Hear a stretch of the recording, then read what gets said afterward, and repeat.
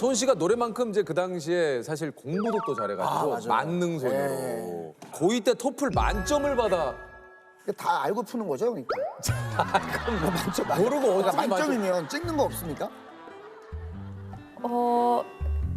찍을 필요가 없었던 것 같네요. 네. 어떻게 설명해야 되지? 아니 그러니까 이게 이제 가수 활동하랴 공부하랴 이게 힘들지 않았습니까? 힘들었죠. 음반 활동하고 뭐 학교 다니고 공연하고 하느라고 한번 되게 심한 대상포진도 오고. 지금 뭐 지방 공연 차 안에서 공부를 뭐 하기도 하고, 그러니까 막 이게 가수 활동을 하면서 사실은 이렇게 공부를 병행한다라는 게 이거 사실은 굉장히 좀 이게 불가능에 가까운 일인데. 문제집을 늘 들고 다니긴 했지만 대기실에서 남들은 다 막 노는데 저 혼자 풀고 있기는 좀 힘들잖아요. 그렇죠. 그래도 가지고 다니면서 해야 되진 않을까. 그 나름의 노력 네, 했죠. 근데 이렇게 가수 활동을 하다가 2009년 갑자기 미국 맞아요. 로스쿨 유학을 떠났어요. 네. 뭐 특별한 계기가 좀 있었습니까? 어떤 특별한 계기라기보다는 제가 너무 어렸을 때부터 연예계라는 사회만 알았잖아요. 그쵸. 그래서 대학교 졸업할 그 즈음에 이쯤에선 변화를 좀 줘야 되겠다라는 그 약간 절실함 같은 게 좀 느껴졌고, 또 마침 그때 제가 저희 아빠에 대한 이야기를 좀 듣게 됐는데, 아빠가 대학교에서 정치학과 교수를 하시다가 민주화운동을 하셨는데 부당해고를 당하셔서 이제 그 사건이 법이라는 것은 좀 내가 이해를 하고 지나가고 싶다라는 생각이 들었어요. 좀 사람들의 삶을 바꿀 수 있는 거니까. 그래서 그때쯤 한번 좀 색다른 시도를 해봐도 되지 않을까. 이때 나이가 소은 씨가 몇 살입니까? 27이었죠. 어쨌든 저는 10년 동안의 음악 커리어가 그렇죠. 있었는데 그러니까요. 그게 제일 힘들었던 것 같아요. 이걸 내려놓고 제가 모르는 곳에 가서 새로운 환경과 문화에 적응을 하면서 법조계라는 너무 다른 사회에 적응을 해야 되니까 네, 그런 점이 가장 좀 힘들었죠. 아니 근데 이제 사실 법은 이제 그 한글로 이제 공부를 해도 그 굉장히 어려운데 이게 이제 영어로 법을 공부한다는 건데 이게 좀 어떠셨습니까?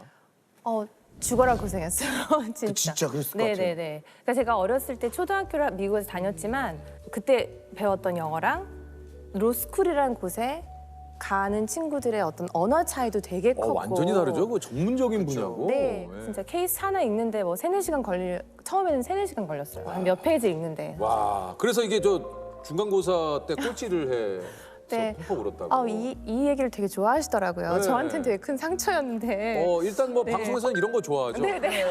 좋아하는 단어가 두 개가 들어가죠. 꼴찌, 펑펑 울다. 네. 예, 꼴찌했는데 빵꾸 뒀다. 저희들 별 관심이 없어요. 맞아. 예, 꼴찌인데 펑펑 울었다. 이게 네. 관심이죠. 저한테는 되게 쇼크였어요. 나름대로 그래도 그동안은 공부를 하면 그렇죠. 결과에 반영이 되는 경험을 했는데 정말 열심히 했는데 진짜 반에서 그냥 가장 낮은 점수를 받았으니까 이때 그 아버지의 편지를 받고 상당히 좀 위로가 많이 됐다고. 네, 그때 아빠가 그때 그 다음 날 이메일을 쓰셨어요. 근데 아빠가 아빠는 처음부터 네가 잘할 거라고 생각해 본 적이 없다. 그리고 너는 시간이 좀 필요할 뿐이지 언젠가는 누구보다 이해를 잘하고 잘할 거니까 걱정하지 말고. 그러니까 가장 저한테 너무 마음에 와닿았던 말씀은 아빠는 너의 전부를 사랑하지 잘할 때만 사랑하는 게 아니라. 네, 그래서 되게 많은 용기를 얻었죠. 어려서부터 이렇게 실패를 할 경우에 부모님께 축하 카드를 받으셨다고요? 네네. 뭡니까?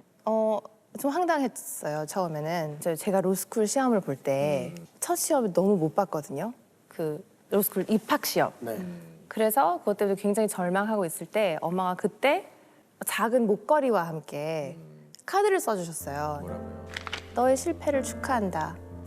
네, 진짜 그래서 그것도 뭐예요? 이게 뭔 소리야 그랬는데 그 계속 읽어보니까 이 실패가 5-6년 뒤에 너한테 가장 큰 기회로 다가올 때가 있을 거니까 그때 어떤 밑거름이 된 오늘이 너무나 좋은 거라고. 그러면서 그걸 축하해주는 그런 카드를 써주셨던 기억이 있어요.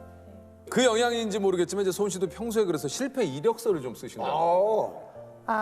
네. 이거는 근데 뭐 또 대단한 뭐 이력서가 있는 거라기보다는 제가 글로 마음 정리를 좀 많이 해요. 그러시구나. 뭔가 안 됐을 때 절망을 좀 하죠. 근데 이거를 리스트를 하다 보니까 이게 실패 이력서인 줄 알았는데 오히려 그러니까 내가 시도해봤던 이력서와 더 가깝다. 더 의미가 있더라고요. 어떤 이력에 올라갈 어떤 타이틀이나 이런 것보다 시도해봤던 것들이 모여서 다른 게 되니까 저는 되게 좋은 습관이라고 생각을 해요. 혹시 그 실패 이력서에 가장 최근에 적은 내용이 뭐가 있습니까? 아, 제가 영어로 글을 써보고 싶은 그 꿈이 있어요. 공모를 했는데 떨어졌어요. 연락이 왔어요. 안 됐다고. 그것도 이제 올라가 있는 거죠. 네, 제가 쇼도 제작한 적 있어요. 아 진짜요? 이런 인터뷰 쇼. 잘 안 됐으니까 못 보셨겠죠? 근데 아무튼 어디서 하셨어요? 어디서? 실패 이력. 예? 어디서? 제가 혼자 파일럿까지 찍었어요. 아. 그래서 이렇게 해봤는데 안 됐어요. 근데 또 해볼 거예요. 또 해보고 싶어요. 한국에서는 다수였고 외국에서 소수잖아요. 그리고 아티스트와 변호사 사이에 또 어딘가 있는 것 같고 내가 어떤 카테고리에 속해야 되나 하는 그런 혼란들이 전 늘 있었던 것 같거든요.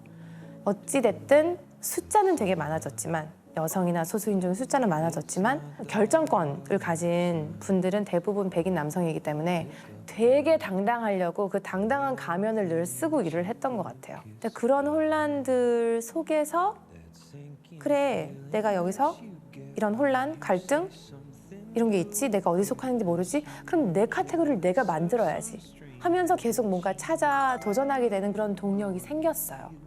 오히려 경계에 있으니까 그게 힘들기도 하지만 굉장히 동기부여가 되더라고요.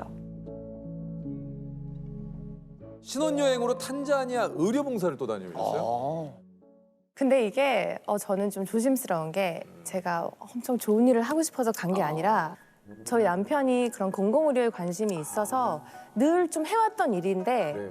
저랑 결혼하고 신혼여행 그 기간이 딱 됐을 때 올해는 못 가겠지라고 했는데 제가 같이 간다고 그냥 그렇게 해서 이루어진 거예요. 가서 정말 너무 뭉클한 경험을 많이 했죠. 저희 남편이 수술을 진행하고 있는데 갑자기 서방님이 나오는 거예요. 노래가? 네. 그러니까 플레이리스트에다가 자신의 마음을 좀 안정시키는 곡들을 이렇게 채워서 틀으면서 수술을 진행한다고 얘기를 예전에 들었는데 처음 본 거죠, 그거를. 탄자니아라는 낯선 곳에 어떤 한 클리닉에서 제 노래가 나오고 있다는 이 모든 사실이 너무 벅차서 울컥했어요. 그러시겠네요. 눈물이 핑 도는 거예요. 그래서 이래서 내 음악이 있는 건 참 행복한 거구나 그런 생각을 했죠. 또 남편분도 떠날 때쯤 되니까 우리 그 수많은 탄자니아 주민분들이 손을 잡고 셔방이 내 셔방이 너무 웃겨.